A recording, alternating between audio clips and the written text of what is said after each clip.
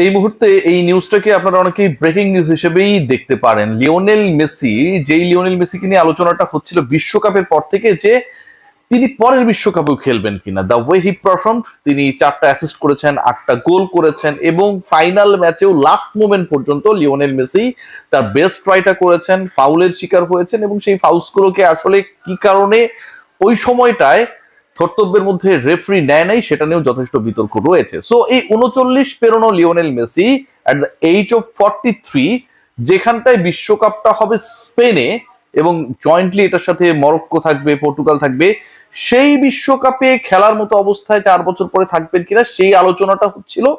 এমন আলোচনাও হচ্ছিল যে লিওনেল মেসির যে ছেলে, বড় ছেলে, তিনিও আর্জেন্টিনার হয়ে আর্জেন্টিনার ন্যাশনাল টিমের জার্সিতে পরের বিশ্বকাপে অ্যাপেয়ার হতে পারেন। and if it happens then Lionel Messi এবং থিয়াগো মেসি একসাথেই পরের বিশ্বকাপ খেলবেন। গত 2-3 দিন পর্যন্ত এই ডিসকাশনটা চলছিল। আজকে হুট করে যে খবরটা এসেছে সেটা অনেকটাই আমার কাছে মনে হয় যে একটা ধাক্কা। বিশ্বকাপ শেষ হয়েছে, আপনারা সবাই জানেন যে 22 তারিখে, এবং আজকে জানানো হচ্ছে 20 তারিখে, দুঃখিত, লিওনেল মেসি তিনি তার অবসরের পরিকল্পনা, ফুটবল থেকে অবসরের পরিকল্পনা করে ফেলেছেন। লিওনেল মেসি ফুটবলকে চিরতরে বিদায় জানানোর যে পরিকল্পনা করে ফেলেছেন এবং সেটা already AFA, Argentine football federation বা অ্যাসোসিয়েশন, তারা এই ব্যাপারটা নিয়ে শেষ মুহূর্তে লিওনেল মেসিকে কিভাবে ফুটবল থেকে, ফুটবলের গডকে কিভাবে ফুটবল থেকে বিদায় জানানো যায় সেই প্রিপারেশন শুরু করে দিয়েছে। সো আমার কাছে মনে হয় যে এই নিউজটা হুট করে আসাটা একটা সেটব্যাক। মানে লিওনেল মেসি অবসর নিতে চান, সেটা তিনি তো বিশ্বকাপের শেষেই নিতে পারতেন। বিশ্বকাপের শেষে আমরা দেখেছি যে কয়েকটা গণমাধ্যমেও কিছু ইন্টারভিউ এসেছে যেখানটায় লিওনেল মেসি তার স্ট্যান্স ক্লিয়ার করেছেন, দল ভালো খেলে নাই, ইয়ামালকে নিয়ে তিনি অনেক বেশি সন্তুষ্ট, অনেক ধরনের ডিসকাশন আমরা পেয়েছি ইভেন আর্জেন্টাইন টিম ম্যানেজমেন্টের পক্ষ থেকেও। কিন্তু লিওনেল মেসি অবসরের সিদ্ধান্ত সহসা জানাচ্ছেন, এইরকম প্রেডিকশন কারোর মধ্যে ছিল না। সেই সিদ্ধান্তটা আজকে এসেছে। সেই সিদ্ধান্তর ব্যাপারে আর্জেন্টাইন ফুটবল অ্যাসোসিয়েশন তারা কাজ করা শুরু করে দিয়েছে এবং লিওনেল মেসি আর ফুটবলে থাকছেন না, এই খবরটা মোটামুটি অফিসিয়াল হয়ে গেছে।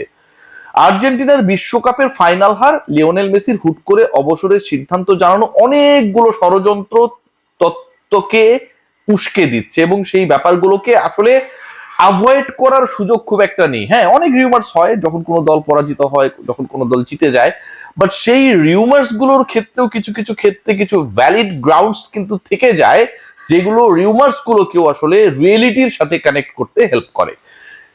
যেই পয়েন্টগুলো নিয়ে আলোচনা হয়েছে সেটার মধ্যে অন্যতম গুরুত্বপূর্ণ পয়েন্ট সেটা হচ্ছে যে ওই যেই ম্যাচটায় লাস্ট 10 মিনিটসে আর্জেন্টিনা অলমোস্ট 2-3টা গোল দিয়ে দিয়েছিল এবং পাউ কুবার্সি যেই গোলটা অসম্ভব দক্ষতার সাথে যেভাবে আটকেছিলেন, জাস্ট গোল লাইন থেকে 1-1.5 ফিট আগে, অলমোস্ট গোল হয়েই যাচ্ছিল, বলা হচ্ছে ওই বলটা গোল লাইন অতিক্রম করেছিল এবং স্পেনের জয় নিশ্চিত করার জন্য সেটাকে রিচেক করা হয় নাই।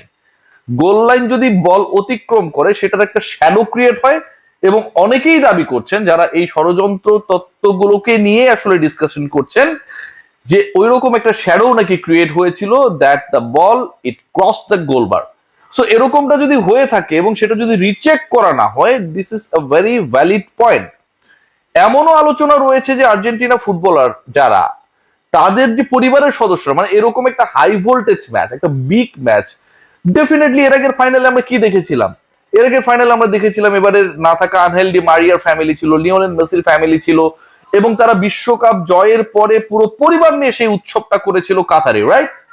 সো যেই দলের ফুটবলারদের সেই এক্সপেরিয়েন্সটা আছে টু টেক দ্য প্রেশার, তাদের ফ্যামিলি মেম্বার গ্যালারিতে থাকলেও যে প্রেশারটা ক্রিয়েট হয়, এক্সপেকটেশন ক্রিয়েট হয়, সেটাকে হ্যান্ডেল করার, এবার সেই এক্সপেরিয়েন্সড ফুটবলাররা, সেই এক্সপেরিয়েন্স টিমের ফুটবলাররা, they didn't allow their family members in the stadium. ভোজিনহার ফ্যামিলিকে লিওনেল মেসি হিউজ টাকা খরচ করে, ডলার খরচ করে টিকেটের ব্যবস্থা করে দিয়েছে। বাট আমরা বড় ফুটবলারদের অথবা ফুটবলারদের যারা আর্জেন্টিনার প্রাণ ভ্রমরা ছিল তাদের ফ্যামিলি মেম্বারদেরকে দেখিনি কেন?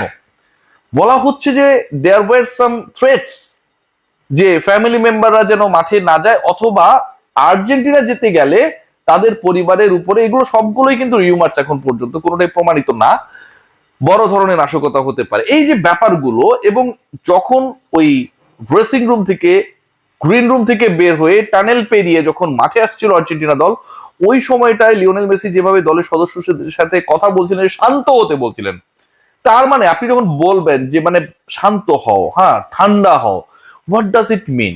মানে কেউ না কেউ অশান্ত ছিল, অথবা কেউ না কেউ কোনো একটা পক্ষ অশান্ত করেছিল। আমি শান্ত হতে বলবো কখন? আমি কাউকে কখন কুল ডাউন করব? যখন তিনি কোনো একটা হিটেড আর্গুমেন্টের মধ্য দিয়ে যাবেন, হিটেড টকিংস এর মধ্য দিয়ে যাবেন। এরকম একটা সিচুয়েশন ক্রিয়েট না হলে কিন্তু আপনি রিফ্লেকশনে কাউকে বলবেন না ভাই কুল ডাউন, চুপ হও, আমাদের খেলায় ফোকাস করো। নিশ্চয়ই কিছু একটা ঘটেছিল। হোয়াট অ্যাকচুয়ালি হ্যাপেন্ড, ওই সময়ের যে ব্রেকটা, ওই 18-20 মিনিটের মধ্যে কি হয়েছিল সেটার কিন্তু প্রপার ব্যাখ্যা আমরা পাইনি। ফুটবলাররা বিচ্ছিন্নভাবে তার ফ্যামিলি মেম্বার এরে ওরে বলেছে যে না তেমন কিছু হয়নি কেন, কিন্তু সেটা তো আসলে সেই উত্তরটা দেয় না। জিয়ানি ইনফান্তিনো আপনারা সবাই জানেন যে পরের ওয়ার্ল্ড কাপ পর্যন্ত ফিফার প্রেসিডেন্ট থাকবেন এবং পরের 4 বছরের জন্য তাকে দায়িত্ব দেওয়া হচ্ছে, এবং এটার কোনো প্রতিদ্বন্দ্বী নেই, সবাই হচ্ছে তাকেই চায়। এখানটা ইউরোপের একটা বড় সমর্থন, very important, cause he is also from the Europe. So UEFA and ইউরোপের সমর্থন নেওয়ার জন্য আর্জেন্টিনা জিতবে না, স্পেন জিতবে, এরকম নাকি একটা ডিলস হয়েছে, এবং সেই আলোচনাটাও রয়েছে, সেই ডিসকাশনটাও রয়েছে যে এরকম একটা ঘটনা ঘটলে ঘটতেও পারে, যেটা আগেই হয়ে গেছে, পুরোটাই সেট আপ ছিল। We don't know actually what happen. Lionel মেসির অবসর, হুট করে অবসরের সিদ্ধান্ত, এফ এর তড়িঘড়ি করা, এবং যিনি আর্জেন্টিনা ফুটবল ফেডারেশনের প্রেসিডেন্ট, ডিউরিং দ্য ম্যাচ, যখন ম্যাচ চলছিল ফাইনাল, ওই সময়টাই নাকি তাকে গ্রেফতার করারও একটা পরিকল্পনা ছিল, এবং সেই ব্যাপারটা আর্জেন্টিনার ড্রেসিং রুম পর্যন্ত পৌঁছেছে।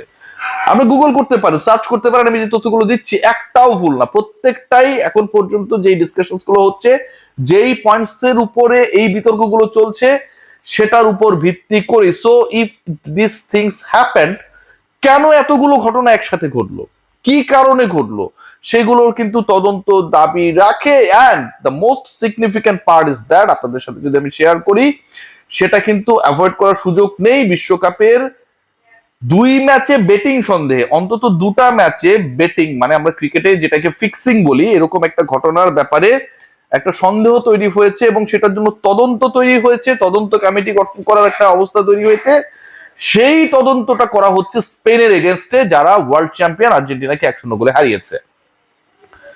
এরকম একটা তদন্ত বা ইনকোয়ারি যখন ফুটবলের সর্বোচ্চ সংস্থা তারা কন্ডাক্ট করবে, এবং এরকম একটা নিউজ যখন লিক আউট হবে এগেইনস্ট দ্যাট টিম যারা বিশ্ব চ্যাম্পিয়ন হয়েছে, এবং তাদের এগেইনস্টে এলিগেশনটা হচ্ছে বেটিং এর এলিগেশন, মানে সিরিয়াস ভয়াবহ violations of the norms and philosophy of football, এটাকে কোনোভাবেই ছোট করে দেখার সুযোগ নেই, cause this decision has come from the FIFA.